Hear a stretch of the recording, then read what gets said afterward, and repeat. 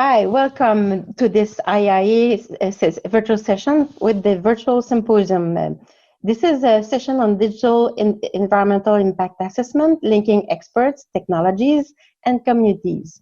My name is Michèle Laflamme. I'm an environmental business solution discipline lead with WSP in Canada. This presentation aims to show examples from various projects and share our experience on digital EIA delivery that we have had in the last couple of years. I have a background in geospatial, but have been working in environmental and social developments for the last 25 years. In order to do this presentation, I have had the privilege to be able to work with and have a contribution from my colleagues from Australia, the UK, and several teams as well in Canada, including climate change, EIA, international work, business solutions, similar solutions, and smart solutions. So thank you to everybody that's been contributing to this project.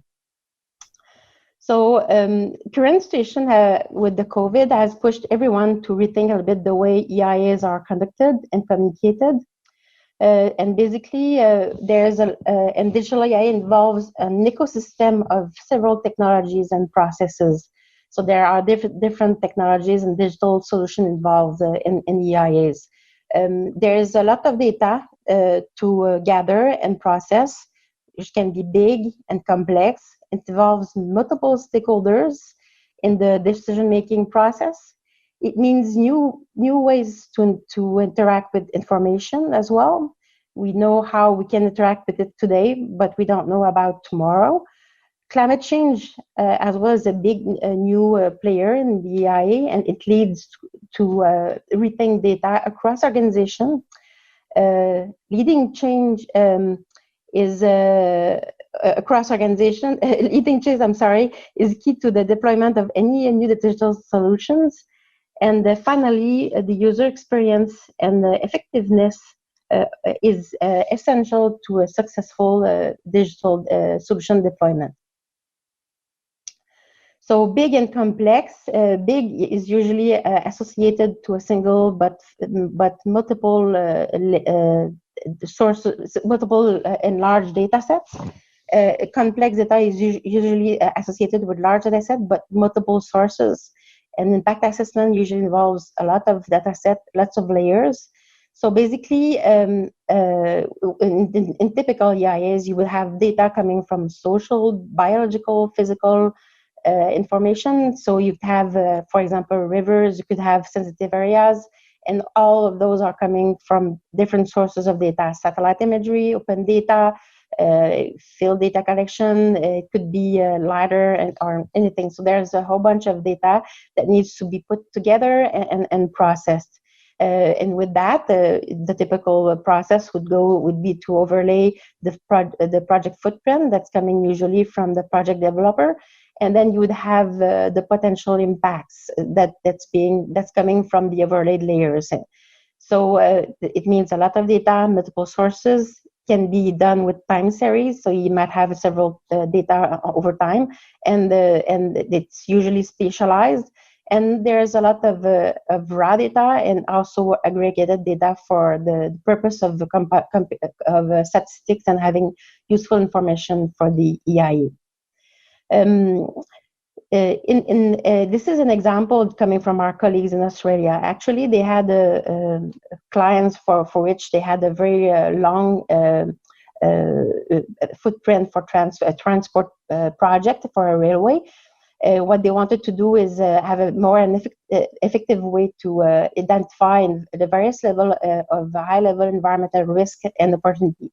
So what they did is they developed a tool called the Rapid Environmental Constraints Identifier to be able to summarize the impact quickly on different topics over the railway alignment footprint. So it involves, for example, sensitive areas, flora, heritage, the national park, and so on. So with the tool, what happened is that they were able to, when you have the footprint would change, they could quickly have a list of all the impacted or potential risks and opportunities over the footprint. Another example as well is that we've done in Canada is capturing data with sensors. I'm sure that a lot of you do that as well, but this involves a lot of data processing. Sometimes it's simple. It's just one feed, which might be sound, might be air quality or something like that. But also it could be imagery, and we did something similar in Canada with the fish recognitions with the imagery that involved deep learning and AI. So there would be several technologies involved here. So multiple stakeholders, what does it mean is that when we have a project, there will be project designers, there will be environmental and social experts, you'll have NGOs, regulators, vendors, community groups, and there will be much more than that. So a lot of people usually are involved in projects. So let's say you have a project for a power line that you want to put together. You might have several options that they will have different footprints. And these footprints will impact the environment and the communities, and eventually some climate hazards and climate risks might impact the choice as well of the project options. So you'll need tools, and you'll need a good, effective way to do decision making. For example, it could be multi-criteria analysis, it could be web communication tools, it could be a lot of things. And through all that, you want to have a good data traceability to be able to have a reliable information. So an example of that is some of the projects we did in Africa for a transmission line, where we collected data and with field campaigns, and there were a whole bunch of the existing data coming from different sources. And all that was published on a website that was accessible to the project developers as well as the client for us that was in different countries. And then multi-criteria analysis was done using some weights and calculations that were agreed between all the different project stakeholders. And then that led to having a good decision that was done. So we have several projects we've done. There were some pieces, and with others we did the whole thing. So this is something that the type of tool that can be used with EIS. Another example is from our colleagues in the UK, where they used story map to share data between the different stakeholders, and there were different types of reports that they put there as story maps. I'm sure that some of you have used that. It could be non-technical summaries, it could be scoping reports, NTS, and integrated sustainability appraisal. So there are different ways of communicating the information. And as mentioned, we don't know what tomorrow will bring us in terms of ways to interact with the information and with data. Right now, there are several technologies that are trending related to 3D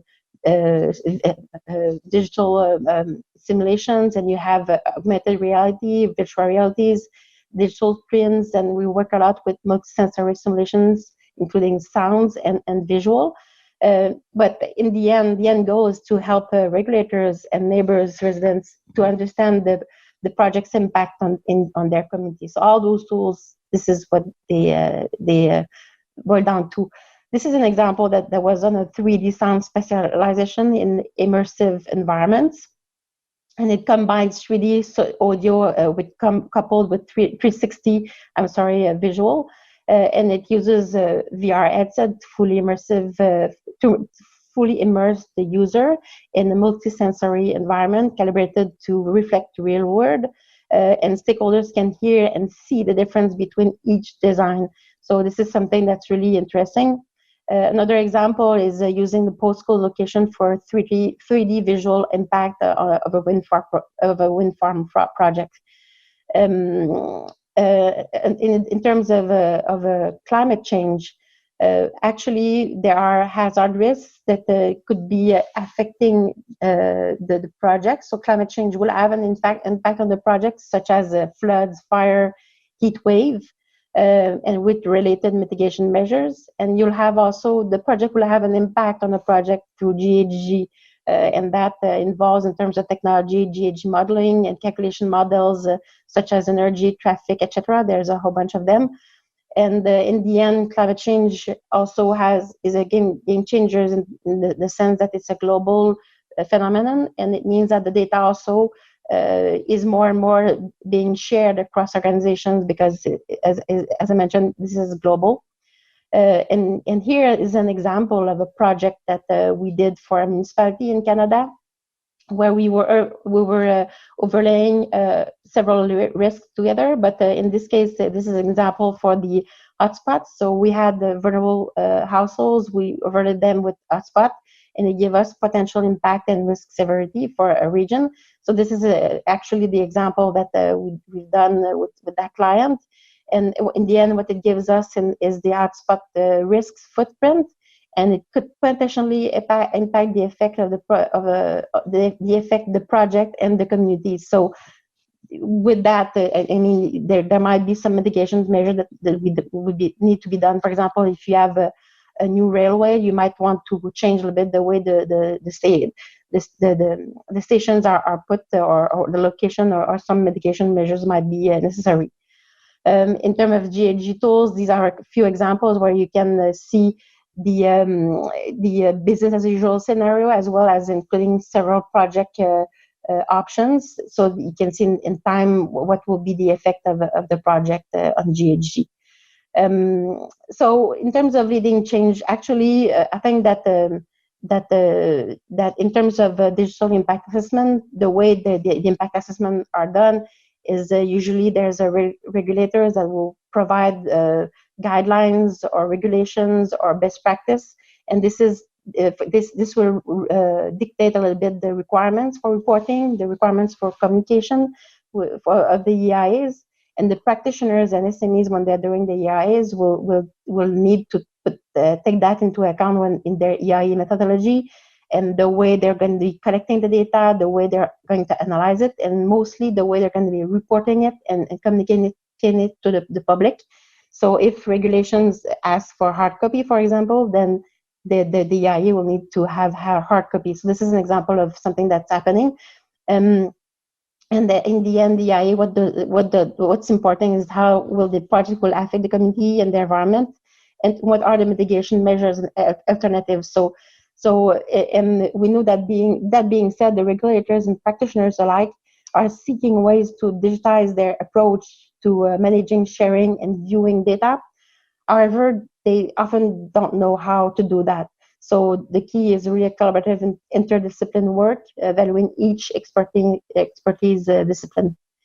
For user experience and effectiveness, actually, is with the current situation, remote consultation has become a necessary tool to be able to reach the communities, even if the regulators are not asking for it. The project developers want to be able to communicate their project, and user experience is key to a successful message transmission, and the effectiveness is achieved when the message is well understood and ideally positively propagated in the community. Now I want to share a short video from our colleagues in Australia who have been developing an approach and solution to better communicate with the communities.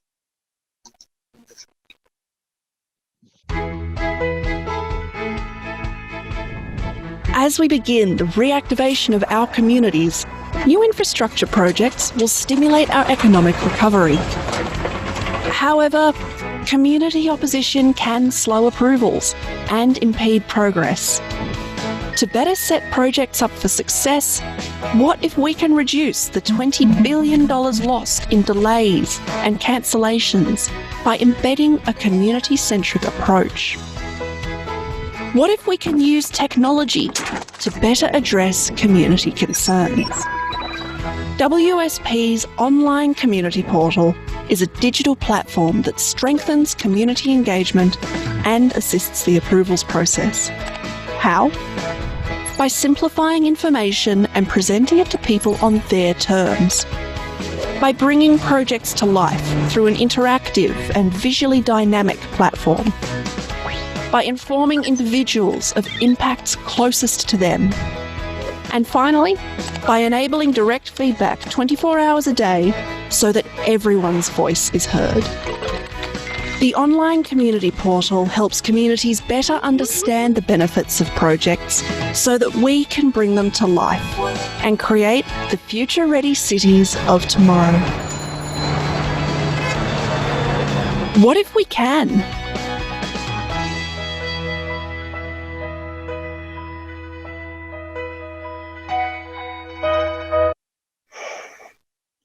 So this is a really interesting portal, actually, the community online community portal, and we've been working. Our colleagues in Australia have been working for the last 15 years a lot with Sydney Metro, and they decided to use this portal for their latest projects. So stay tuned, because at some point you will probably see that coming with this project. It's a 66-kilometer of new metro rail that will be built. 31 new stations will be built by the time it is complete. So it's a big project, and a lot of people will be involved in it. So the online community portal will be a great tool to be able to communicate and engage the communities, and especially in this time where we have less capacity to be in the same room at the same time. I'm sorry, basically the tool itself is very interesting. What you have is really, you have a piece that would present the project, an overview. So it could be a video or imagery, and then you have an interactive map that you can use to show specifically how the project will be impacting the communities and closer to each of the person affected. There's also a virtual room to explain the project itself and how it could be videos, it could be posters, the same thing as if you would have a consultation room in the real world. And this is trending a lot. And in this case, you'd have also a way to have feedback from the community. And the feedback could be a form like this one here, but it could also be a comment on the map. But it could also be a chat, something that you could have a chat with the expert directly. So this is something that will have a very interesting way to really engage with the communities, and it will be really centered on the community. And then finally, in terms of key takeaways, digital EISs involve a broad range of technologies and outside the box thinking. It's not just one technology, it's not just one thing. Going digital with EIAs is broader than that. It's a lot of things that needs to be put in place. There are several pieces. And remote consultation with what we're living right now are more and more part of the way EIAs are delivered. It was something that was already being explored and being put in place before the current situation, but now it's forced everyone to look into it more closely. And in terms of I would say, last comment is that the communities, as well as the regulators and the project developers, the experts and SMEs and all stakeholders involved in the EIA, the technologies is there to support the whole process and help understand better the projects. And a good stakeholder engagement strategy is also key and completes this piece to really have something that will engage the community on the long term with project and have a positive effect in the project. So thank you, everyone. So and just a last word about WSP. So we are an engineering firm and actually a multidisciplinary service firm across the world. We have over 50,000 employees and over 500 offices worldwide. And I invite you to go and look at our website, www.wsp.com, and look at and have a look at what we can offer you. We have a large team in environmental information, environmental work. So we'll be happy to support any of you in your work. Thank you very much, and for your time in this presentation.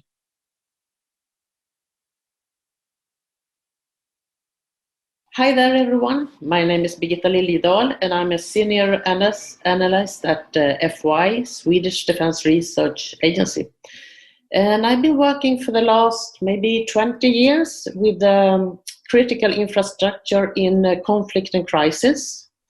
It could be either a war situation or just, an accidental situation. And we have been looking a lot into, it's a lot of lessons learned done on how to deal with this in a good way.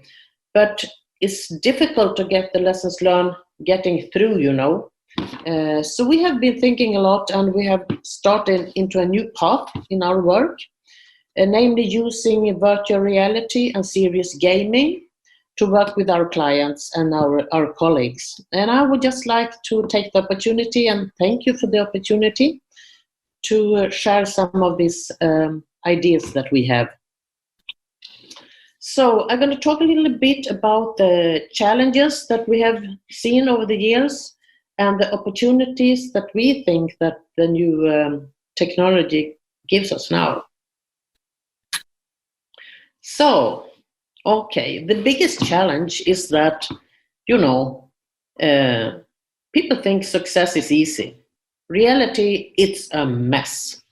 And often you don't even get success in the end. So what you need to do, a lot of training and a lot of work is kind of following the path that things are easy. And that becomes a problem when reality hits what you are doing.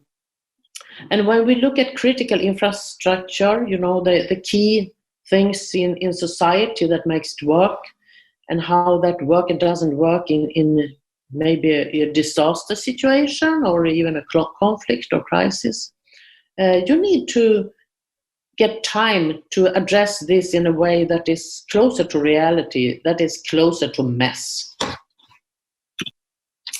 So when I talk about critical infrastructure for these few minutes with you, it's a lot about, of course, construction and everything, but I will address some of the key things, namely energy, health, security, transport, food, finance, and communication. And there are more also. But as you can see, I hope you can see in this picture, they are all interlinked, as we know. They are all interlinked. If the energy fails, if you get a blackout, it's going to impact the health sector, the food sector, the finance, the transport, communication, of course. Or if you get cyber attack on society, it's going to impact on maybe finance or transport or health again or energy. So these are all interlinked. Both when you try to develop them and also when it comes to the weak points. You can have an impact on one of the sectors, but often it gets a secondary, even third or fifth impact on other critical infrastructure.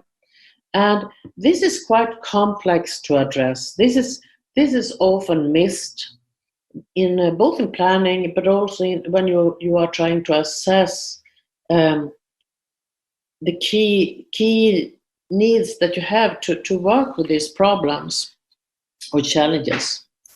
So what we're going to try to do now is to talk a little bit about why is it difficult for the human brain to comprehend all these interlinked critical infrastructures, and one way to make it easier to address this complex picture.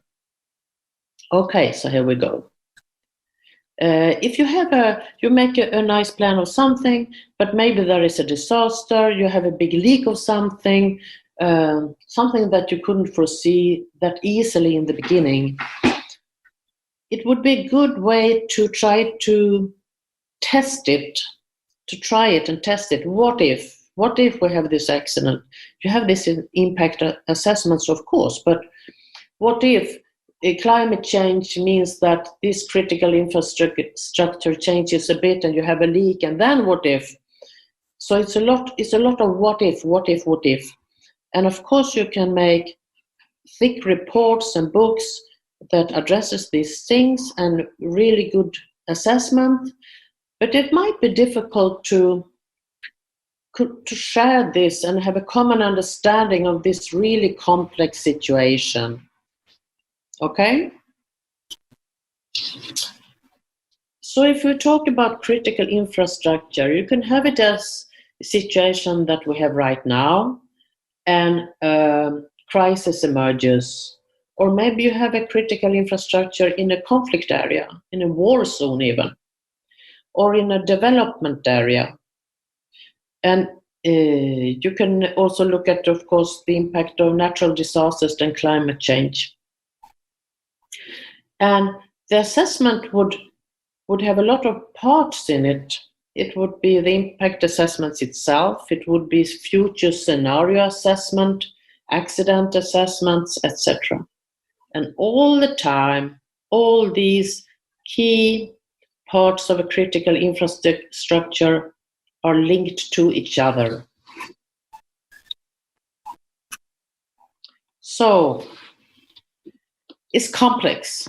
It's complex, and it's for sure you need to address the situation now, but also future potential scenarios, right? So let's talk about the human brain.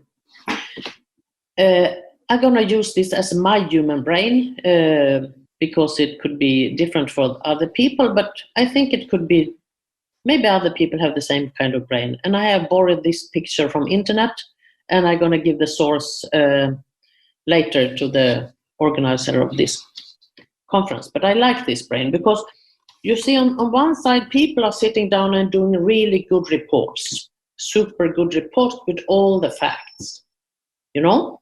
And on the other side, you have a more creative part of the brain that is more like, what if? So how do we link these together? It's not easy. It is not easy. You see the red circle in the middle now? It's not easy to go from the more technical part of the brain, the analyzing part of the brain, doing assessment, to the part of the brain that fully understand what this means. You know, this is difficult, and a lot of time is spent on doing great assessments, but maybe it's not so easy to share it with others, and maybe it's not so easy to make the full understanding of the assessment used in a proper way. So what we look at now is serious gaming. There are other words, but I like this picture a lot, and the source you can see below. Namely, linking together the learning, you know, the facts, the information, and simulation, maybe simulation of dispersion models showing how would a toxic cloud travel if you have an accident, and also the part of game just for fun, you know, just for simulating games. And in the middle, the learning part games, we have a small part where we look. That is a game. It should be fun to simulate that part of the brain that we just looked at. That's really important. But also bringing in the facts and simulating scenarios, what might happen in the future, etc. Okay? So this is how we work now. Instead of doing maybe thick assessment reports, this is an example from Juba in South Sudan. We have like gaming activities where people are engaged. It's learning, but it's also for fun. It's including rewards and kind of punishments if you're not doing it right. But you can test the limits. You can test it over and over again. And the theme, I think, again, personal view, is to allow fail again, fail better. because we spend so much time in doing it the right way that we might be too afraid of embracing scenarios of or just failing. And by failing, we learn, So if we don't have opportunities to fail, we basically don't learn so much. We learn facts, but maybe not in a way that is always totally useful. And another thing that we use, improvement of technology, is virtual reality and augmented reality. And just to split them up, virtual reality is where you create a fictive reality, either by animated or by film. So it's a reality that you can enter in a headset, but it's fictive. Augmented reality, on the other hand, is that you add a fictive object or scenario or what have you on-site reality. And an example is Pokemon Go, and source you can see below also for this, where you can actually add something. And this is just a fun animal, but you could add, maybe instead of that animal here, it would be an explosion, You have this bridge, you have a situation, you have a city, and then an explosion, and then you can stand in reality and see what happens and think, what if this explodes? And you can really see it in front of you. So this is kind of to add challenges for critical infrastructure in the field. And what we have done then again with what I talked about earlier, this complex combination of health, security, food, transport, energy, communication, finance, etc. Instead of making a report about this, we create a world, and we have the clients to enter this world and to experience different challenges between energy and health sector, for instance. And then you lose the energy. What happens with the health sector? And instead of reading it in a report, they enter this world, experience and they can also have different ways of trying solutions to solve the problems inside this fictive virtual reality world. And what we have seen with our clients is that, to be honest, I didn't expect that much enthusiasm because they were not very enthusiastic when we suggested it. But it was really, really high impact on something, that they felt that they understood something. And I think the most important thing is that they got a common understanding of something. I mean, people in a group, people in a team, they got a common understanding of the problem and the challenges with critical infrastructure and how they are interlinked. So they can learn something for themselves and understand for themselves, but also jointly understand. They get a joint picture. And maybe this is one of the really important things, I think.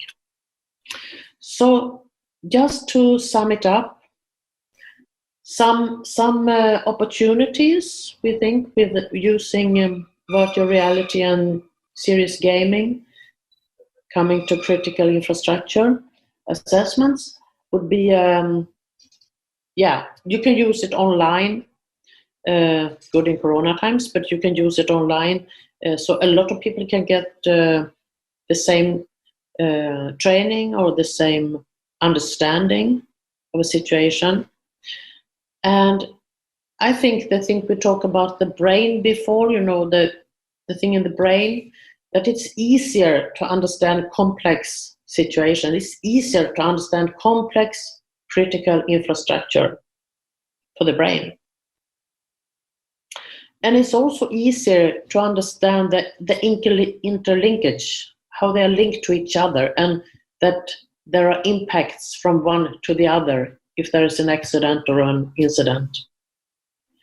And also it's easier when you kind of work with the project itself to feel to test the impact on accidents, disaster, even climate change.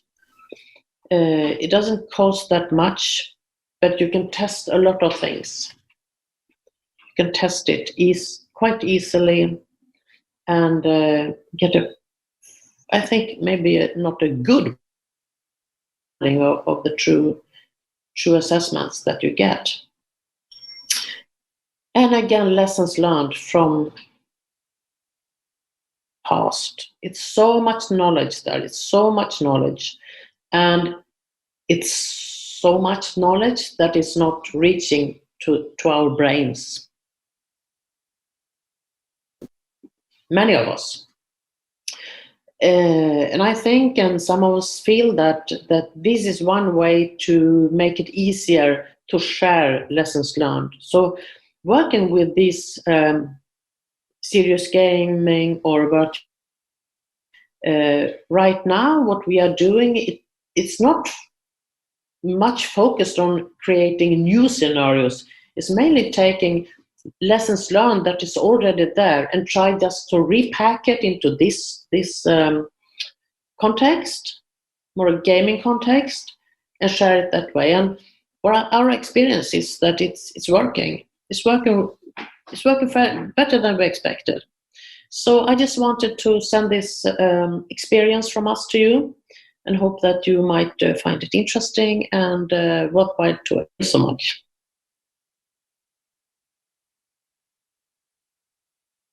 Hi, my name is Lucy Kjølholm.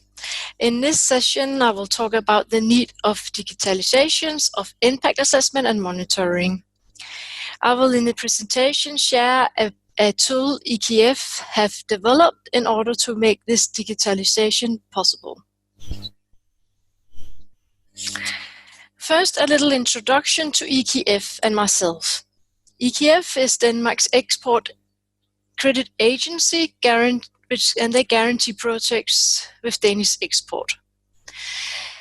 I got a master in environmental engineering and have more than 20 years experience in performance of audits and due diligence. I work with environmental and social risk at projects guaranteed by EKF. So, firstly, I want to explain a typical project EKF are involved in, and when we use independent consultants. This is a typical setup of a finance EKF is involved in.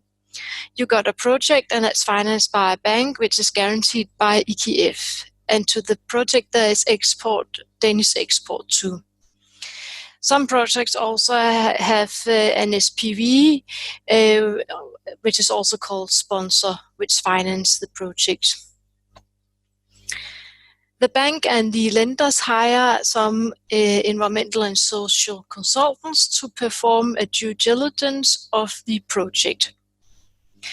These consultants might be paid by the projects, but it's always the banks and the ECA, the lenders, who give guidance to the consultants.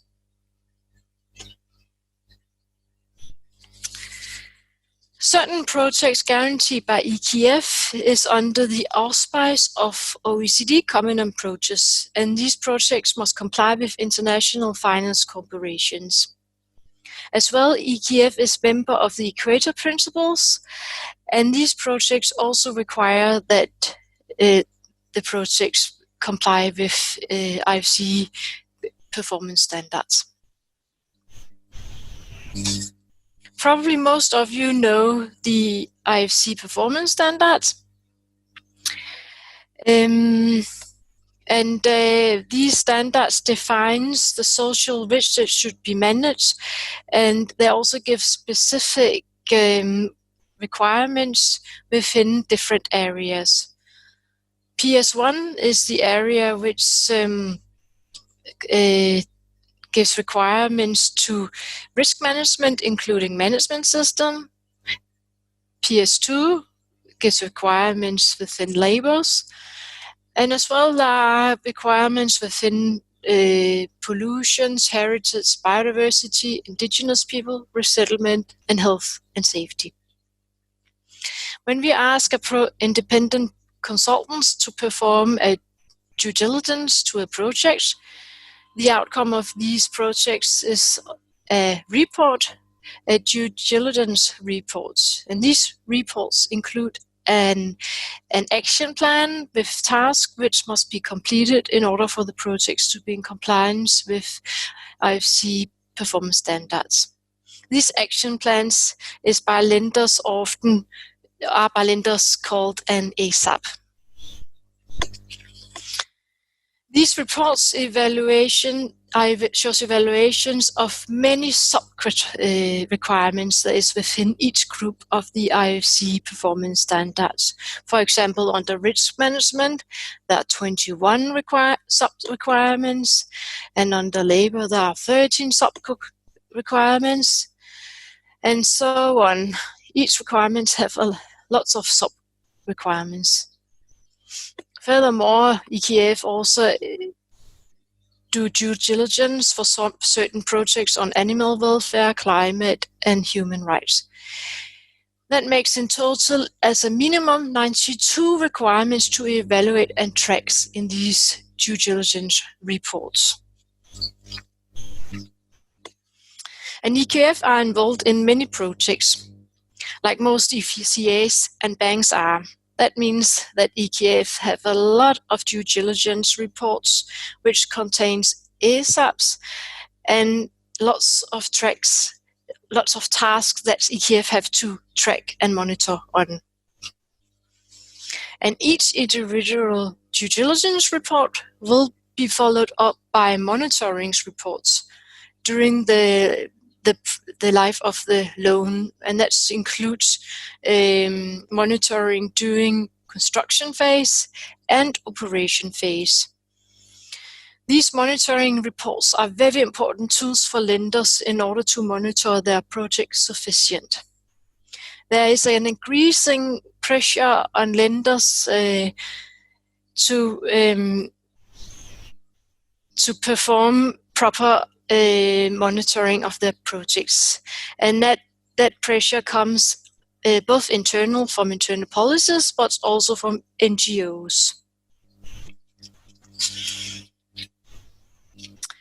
So all these individuals' reports also often contains 250 pages or even more, and they contains lots of data. There are many reports to keep control on, and it's very hard to get an overview of the collected data, such as what are the stages of the task, which tasks have the highest risk, and which area should needs more attention to look at than other areas, and so on. And it's very difficult for EKF to compare two projects with each other when you have two hard copies next to each other. So that have been an issue, so it have been a big concern for EKF. And as previously mentioned, there is an increased pressure on lenders to do proper monitoring of the projects through the life of the loan. Therefore, EKF wished to develop a tool that could transform the data into PDF reports or dashboards. And that where you easily can see the data and analyze the data and communicate the data. This was the dream EKF had, to be able to do such a nice overview of the projects. We have therefore developed a tool to collect the data in a simple way in order to create these dashboards. I will give you a quick explanation on how it works. First, we perform a due diligence where we register the data of tasks which the projects need to do in order to obtain compliance with IFC performance standards. The findings from the due diligence will be used as baseline further on in the project. From the data collected in the due diligence database, we create an ESAP. This ESAP is a digital dynamic ESAP, where the data will be tracked through the monitoring of the project. In the loan agreement, we ensure that the current version of the ESAP is always the latest accepted by the lenders. EKF have then transformed the data to a dashboard view using Power Business Intelligence as a reporting tools. The technology behind it is Microsoft SQL servers, integration service, and analyze service.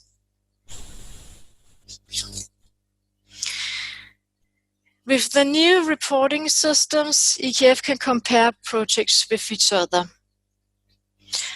Here you see an example, and on the upper part of the slides, you see a different size of circles. Each circles represent a project.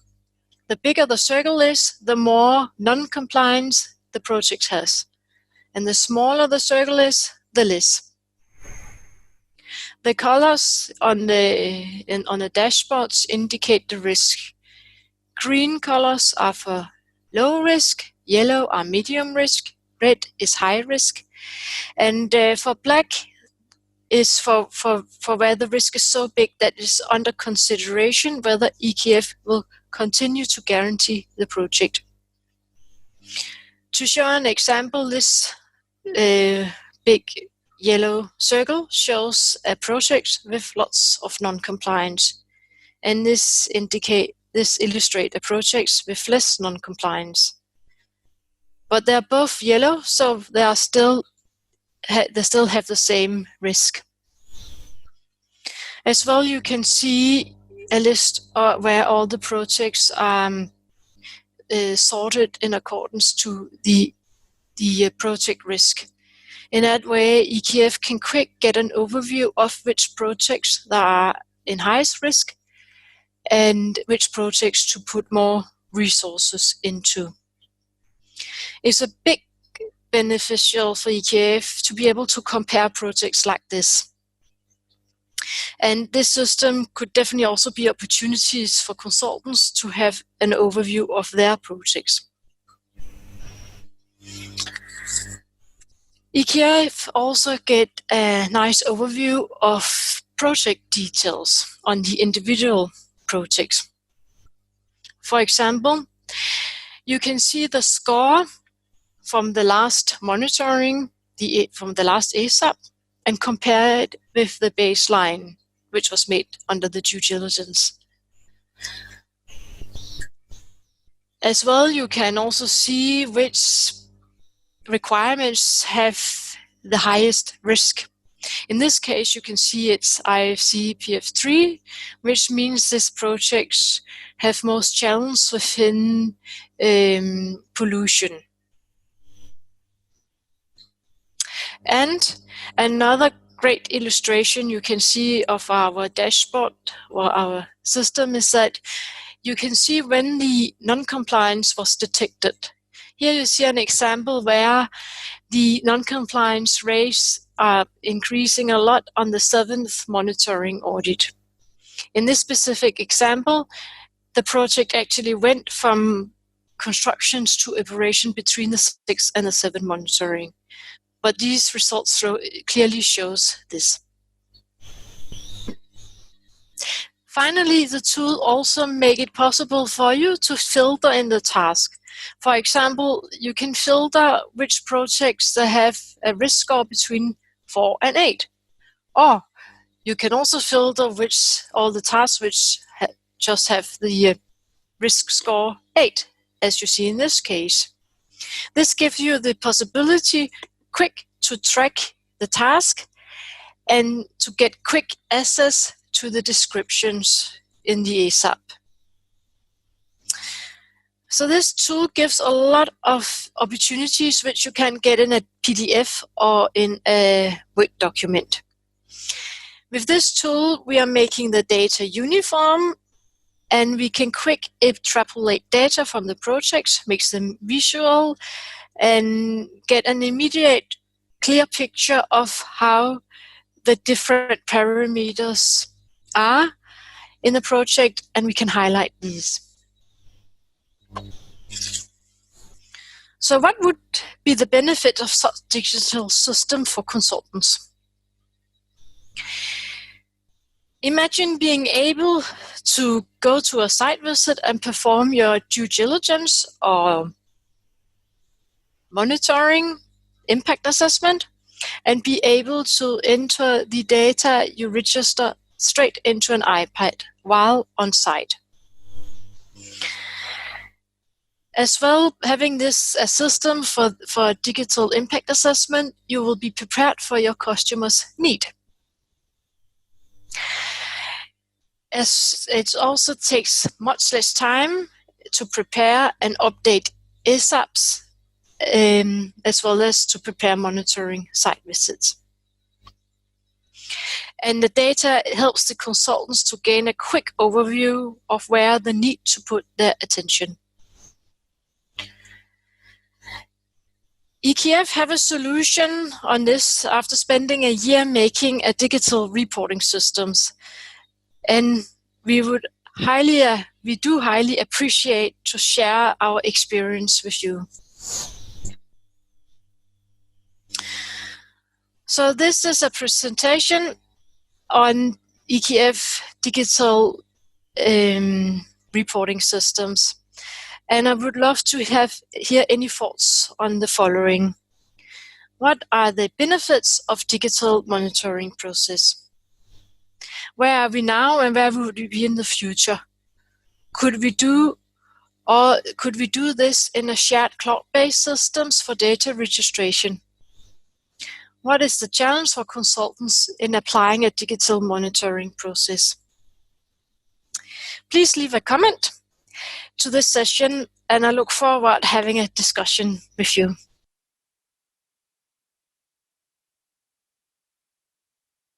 Hi, this presentation is about the developments in digital reporting over the last couple of years and where we are today. I want to show you what we have achieved so far with digital reporting for SEA and EIA in only 10 minutes. It started with the question, who is reading 500 to more than 10,000 pages? What is done in decision making with the information? To do things different, we started a pilot project in 2016 with support from the ministry in the Netherlands. The results of this pilot were launched in 2017 and other companies followed with their first examples. Experience and better insights led to the development of a new and better platform and to extra features, and we started with real projects. The SEA for the National Aviation Policy Plan in the Netherlands was launched last May. It is a fully digital report, and I will give you a brief overview of parts of this SEA and other examples. Here you see the homepage of the project with general information. Interactive visuals, in this case to quickly go to the specific information of publications. And here you see a slider with pictures of the different airports in the Netherlands. A footer with a disclaimer, privacy statement and contact information.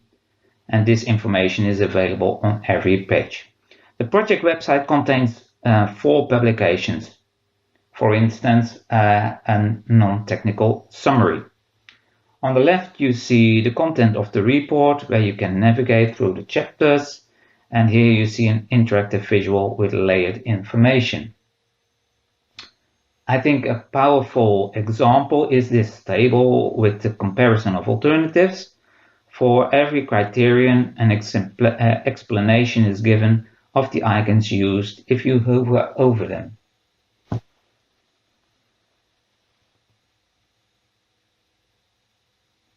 And for all the publications, we can create PDFs in seconds. In the download section, you can download them and you have a frozen version of the publication available.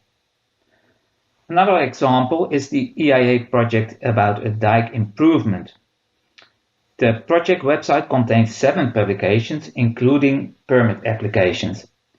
A visual that quickly brings you to specific information, and this homepage also offers an interactive map with where you can zoom in and out and with layered information. And this GIS information, I think an interesting feature in this digital report is this fact that we have a map atlas built in, where you can choose to show different layers. So you have a full screen map here, and you can click on and off the different layers.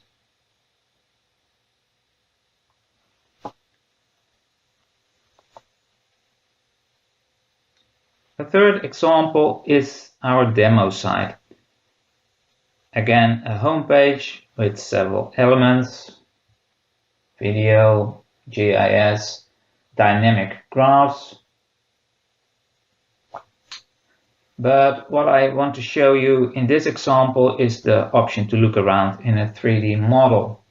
So let's go to one of the publications in this demo, publication A. And here I open a 3D model of a car, and you can just look around in the 3D model. You can zoom in and out, you can click on elements and select specific elements and have the specifications available if you click on the specific part. The last example in this video is our annual report with option again to include a movie like you see here, dynamic graphs where you can hover over and have the specific information available, formatted tables. In fact, it's a comparable setup like you have seen in the other examples.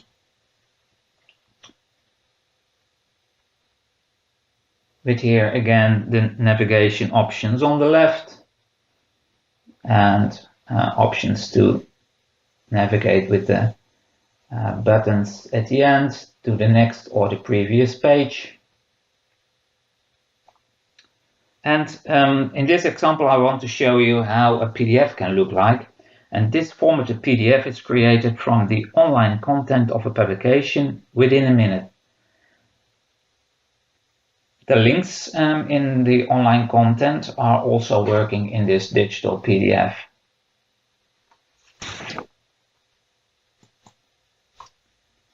I've just shown you examples of a digital interactive reports. I've no time to show you the way to create such reports, but I can tell you that it's easy to create and edit in very limited time. And as I've already said, a PDF creation can be done within a minute.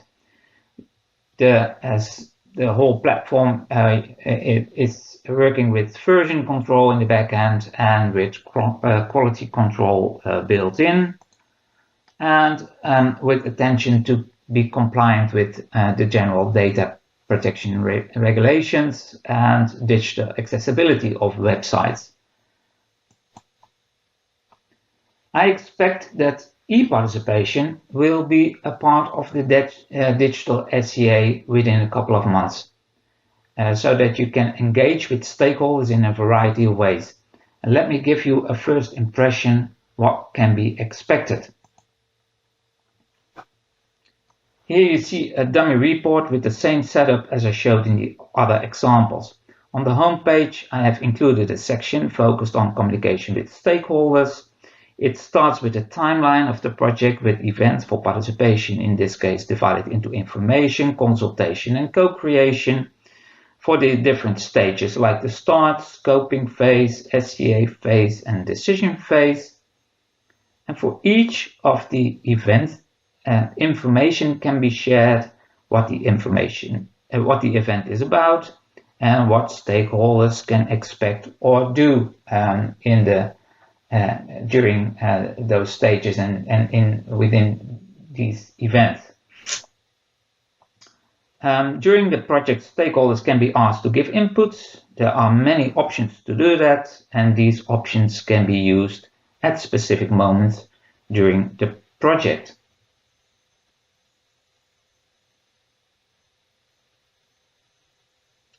Extra info can be given or results from earlier participation moments can be shown.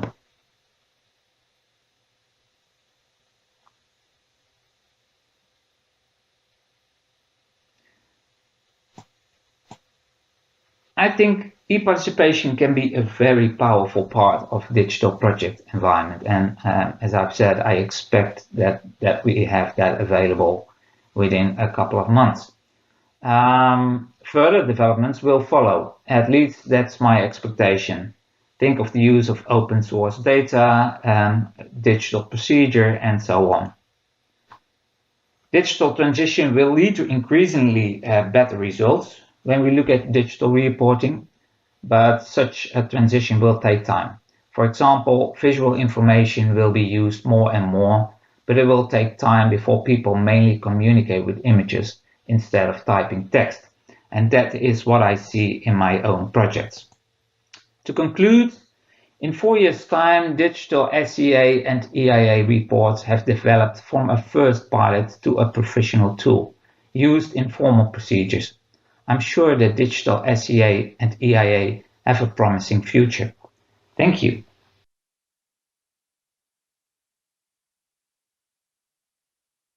Hi everyone, my name is Emil Lindblad Kernell, as you can see here on the screen, and I work at the Danish Institute for Human Rights. I will not linger on that, however, since I know that there's plenty of information about my organization and my work and myself in the bio and connected to this presentation. But so to start it off, I also just wanted to say thank you for listening in on this session, and I hope you will all find it useful and that it will spark some conversation. The session in general is called Interconnectedness Through Digital Technologies. And this particular presentation is named Digital Activities, Rights Holders, and Meaningful Participation. And this is, of course, a natural part of this theme, since it is about human rights impacts of digital activities that are essential to the interconnected world that we live in. Because, I mean, all of you now are watching me in this recorded session from pretty much everywhere around the globe, potentially. But what I want to talk about today is what are the human rights impacts related to this interconnected world? What are these human rights impacts in relation to these digital activities? And how can we ensure that a human rights-based approach to assessing those impacts can be applied? And here, human rights impact assessment can be one of those tools. And how can we ensure that rights holders are meaningfully involved in the assessment of impacts and the measures proposed to mitigate them? So to start it off, I want to just briefly touch on some of the human rights impacts of digital activities that I'm sure you are all quite aware of, but just to give us a foundation to start the discussion. So very briefly, and there are many, many more examples, there are of course some fundamental ones as impacts on the right to privacy, or impacts on freedom of expression, or impacts on the right to equal treatment, or discriminatory impacts. And just to give some very kind of topical points here, I mean, right to privacy has been discussed a lot recently in relation to contact tracing apps. So if you're going to develop a technology that actually is meant to collect data and even sensitive data, how can you construct that in a way that it doesn't impact too much on the right to privacy? Another very current topic concerns freedom of expression. Here it says that Facebook says that it has taken down 7 million posts for spreading coronavirus misinformation. So if these digital platforms are used to spread information, what does it mean if information that we don't want to end up there and those platforms decide to take that information down? If they do, perhaps there's an impact on the freedom of expression, but if they don't, there might be an impact on the right to health. Finally, I also just wanted to mention non-discrimination and to again give an example in these COVID-19 times. Now we can't meet each other, so increasingly recruitment processes might be supported by artificial intelligence or machine learning technologies. But if the data that is used to train these models is biased, the outcomes might be biased too. In other words, if men have always been successful in that organization because of discrimination, it might well happen that the artificial intelligence repeats these biases of the past.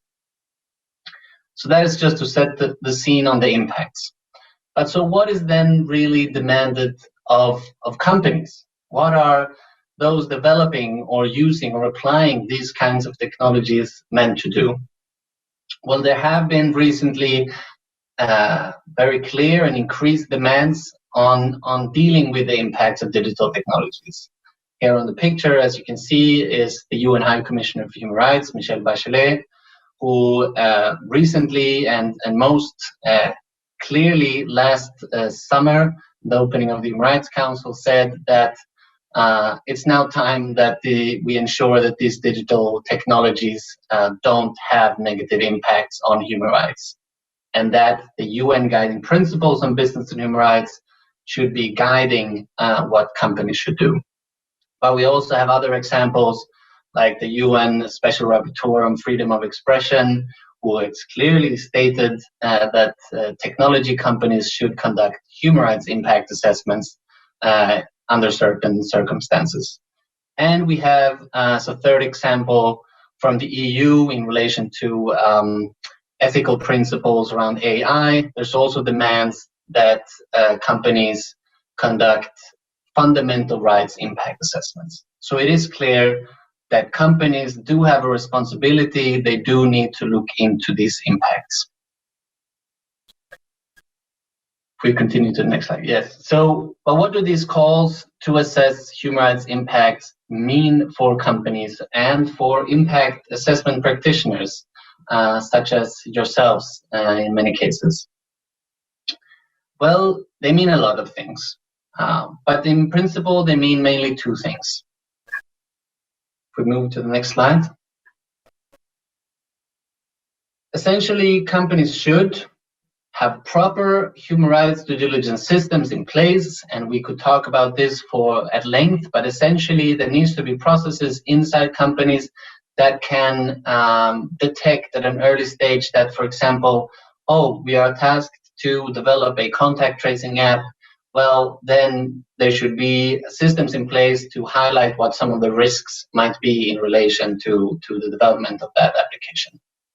And second, companies should conduct human rights impact assessments in relation to those products and services and projects that have been identified to have the most severe risks to human rights. So then, to discuss a little bit about what do we mean by human rights impact assessment of digital technologies specifically.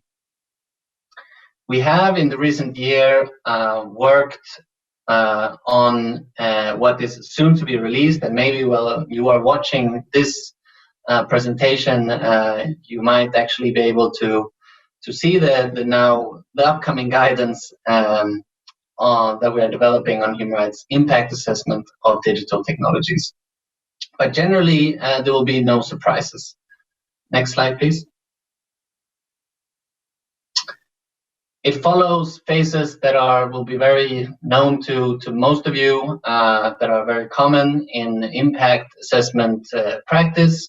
So there's planning and scoping, there's data collection and baseline assessment, analyzing impacts, impact prevention, mitigation and remediation, and reporting, monitoring, and evaluation. Nothing too exciting there, but it is as such a specific methodology to identify, assess, and address human rights impacts. But what is perhaps the most essential part of this is what is in the center here in this model.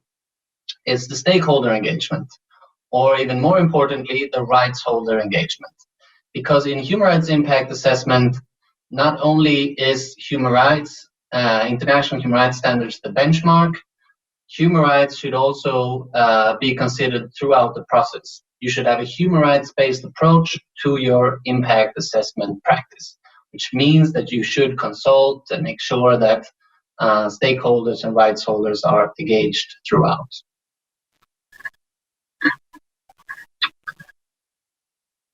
But so then, what does it mean to actually have meaningful rights holder engagement, and what does it mean in particular in relation to digital activities or digital technologies?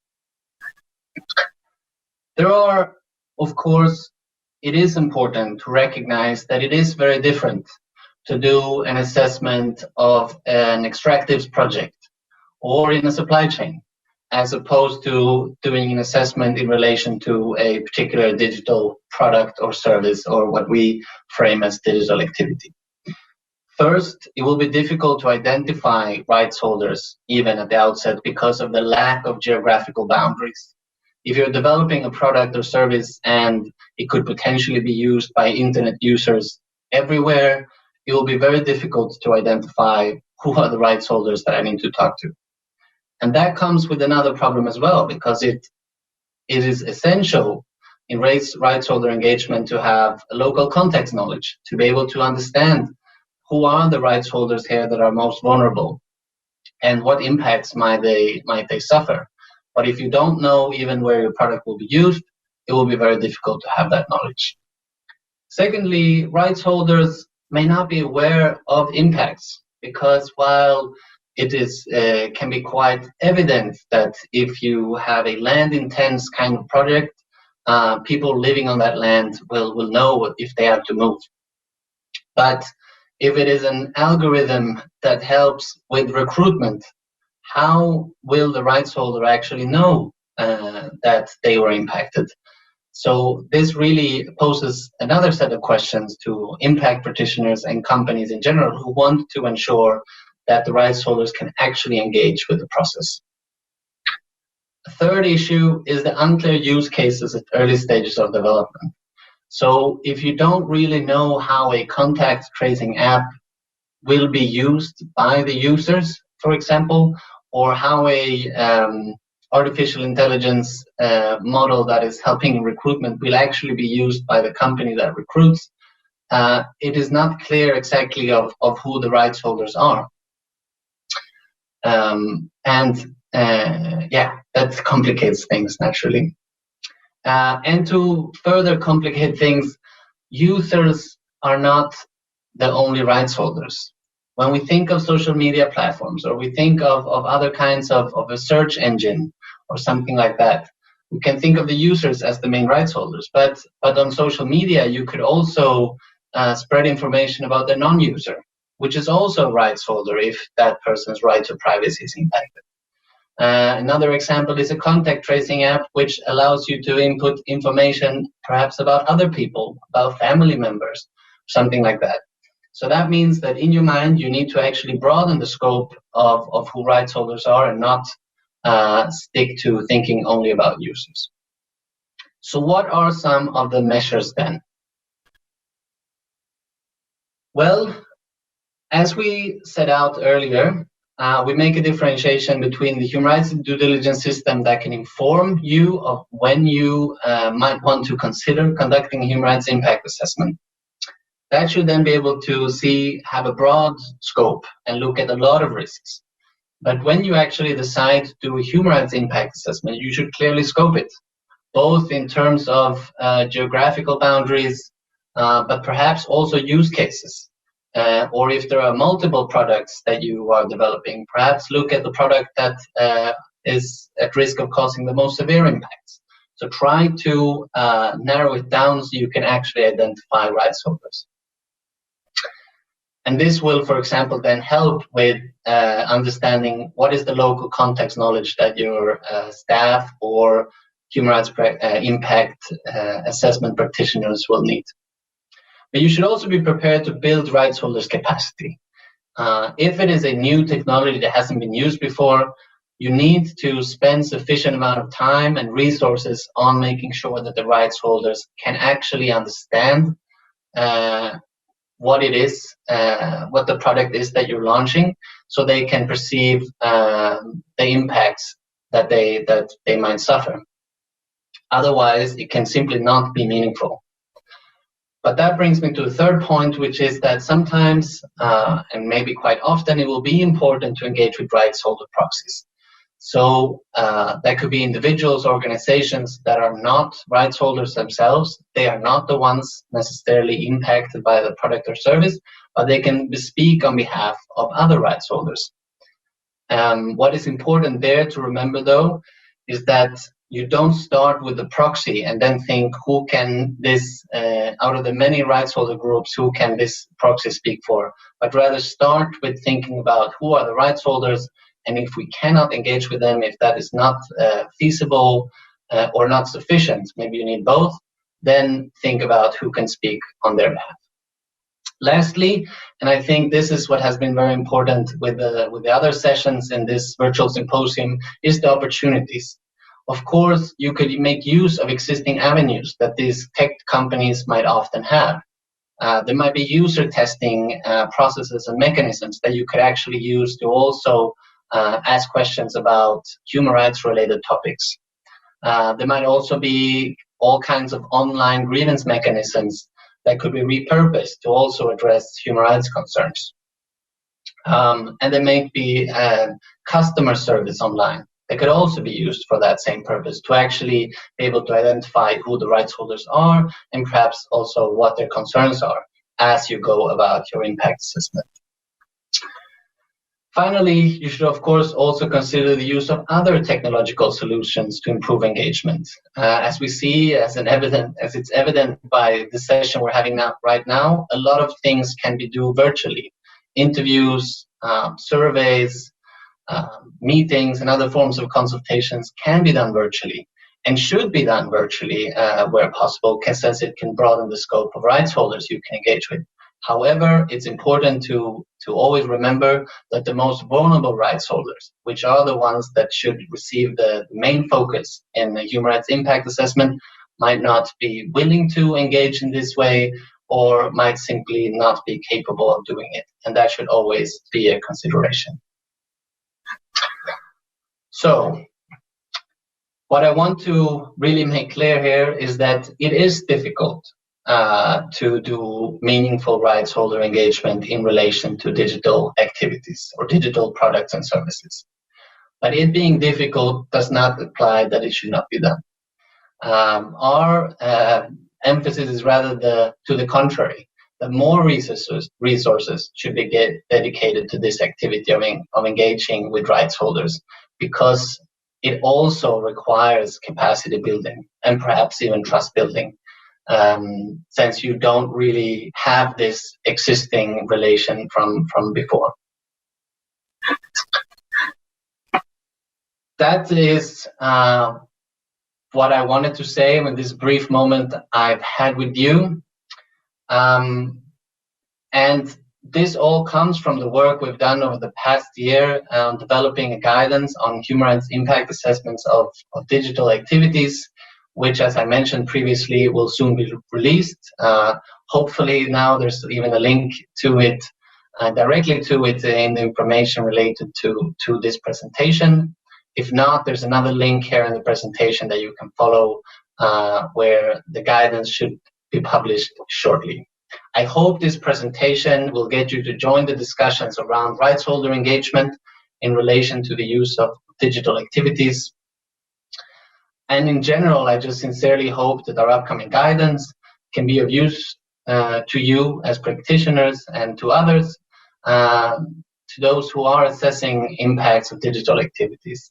I also hope it can spark some ideas in the minds of you who are using digital technologies to perhaps improve your impact assessment practice, to also think twice about the potential downsides of using some of those technologies and how those kind of pitfalls can be avoided.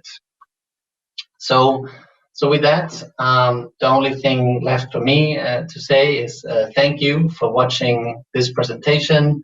I hope you found it interesting. I hope you engage in the discussions in the bulletin board, or contact me directly or the Danish Institute for Human Rights. Thank you very much.